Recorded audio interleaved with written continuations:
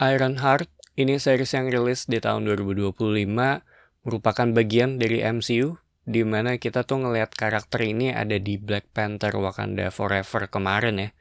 Dan jadi salah satu series yang bisa dibilang nggak begitu menarik perhatian gue. Cuma harus nonton karena udah terlanjur masuk ke dunianya Marvel ya. Sekaligus sedikit penasaran mengenai akan menjadi seperti apa seriesnya nanti. Gue sih lebih pengen ngeliat dari sisi cameo-nya ya, serta progres ke depannya gitu dan dampak atau efeknya ke MCU itu sendiri. Cuma kalau ngomongin dari sisi ekspektasi, buat gue sendiri sih ini rendah ya. Sedangkan dari sisi plotnya, bercerita mengenai Riri Williams beserta kehidupan dan masa transisi menjadi Ironheart. Kurang lebih seperti itu dari sisi plotnya, dan sisanya gue nggak mau terlalu banyak spoiler. Dan setelah gue selesai nonton, bisa dibilang ini series yang buat gue sendiri sih ya terhitung oke, walaupun nggak ada sesuatu yang wah banget. Tipikal series Marvel yang masuk ke kategori atau lebih mengarah ke oke aja gitu ya. Ini di luar hitsnya mereka ya, kayak Daredevil dan yang lainnya, itu menurut gue beda kelas lagi. Sedangkan dari sisi cerita, lebih mengarah ke bagaimana proses kehidupannya dia gitu, dengan kelompok pencuri barunya, dan progres karakternya gitu, serta bisa dibilang jatuhnya ke lebih mengarah pada pengenalan kali ya, serta eksplorasi lebih jauh dari sisi dunia ini sendiri.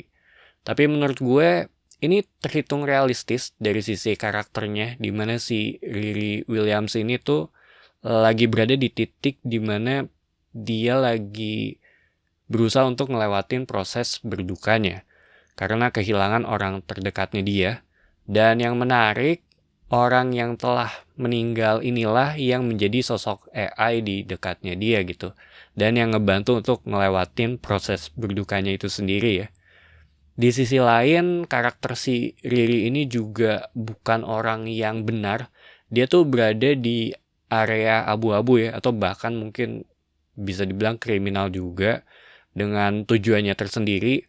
Tapi sejalan dengan itu semua, dia ketemu dengan kelompok pencuri, dan semuanya juga mulai berkembang dari sana sampai ke skala yang lebih besar dari sisi karakter ternama yang dikenalkan di sini. Cuma buat gue sendiri, gue tuh awalnya nggak begitu suka dengan karakternya Riri ini, tapi setelah masuk lebih dalam, dimana kita dijelasin mengenai keadaan mentalnya serta kehidupannya dia, gue jadi lebih respect aja kali ya. Dia orang normal yang sedang berusaha untuk ngelewatin semuanya. Tentu pilihan yang dia ambil tuh ya bisa dipertanyakan, tapi balik lagi ini kan masih belum bisa dibilang dewasa juga kali ya. Dia ngelakuin kesalahan, salah satu yang menarik tuh ada di episode 3, di mana dihadapkan dengan keputusan satu dan lainnya yang menjadi momen besar juga gitu dari sisi kehidupannya dia. Selain hal tersebut, nggak banyak yang menarik kalau menurut gue untuk bagian awalnya ya. Tapi setelah masuk di pertengahan itu jadi jauh lebih mending, semuanya lebih berkembang, lebih cepat juga dari sisi pace-nya. Bisa dibilang tuh dari episode 4 itu mulai better karena lebih fokus ke masalah utamanya gitu, dibandingkan dengan episode sebelumnya yang lebih mengarah pada setup untuk konfliknya. So, Ironheart series yang ya bisa dibilang masih bisa untuk gua tonton. Gua lebih suka dengan karakternya Riri, jadinya gue ngerti sudut pandangnya. Setidaknya ini sih yang jadi bekal juga ya ketika dia tuh lagi ngumpul dengan karakter Marvel lainnya juga.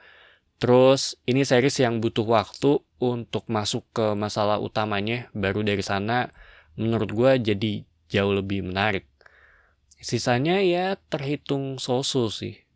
Jadi itu aja opini gue untuk series ini. Thank you for watching. It's me Patrick signing off.